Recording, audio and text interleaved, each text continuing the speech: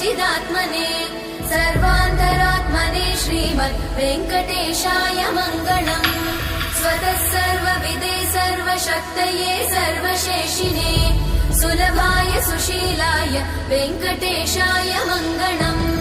परस्मै ब्रह्मणे पूर्णकामाय परमात्मने प्रयुञ्जे परतत्त्वाय वेङ्कटेशाय मङ्गलम्। आकालतत्त्वमशान्तमात्मनामनुपश्यताम् अतृप्त्यमृतरूपाय वेङ्कटेशाय मङ्गलम्।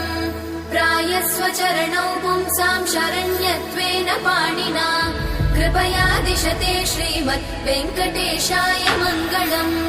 दयामृततरङ्गिण्यास्तरङ्गैरिव शीतलै अपाङ्गैः सिञ्चते विश्वम् वेङ्कटेशाय मङ्गलम्। स्रग्भूषाम्बर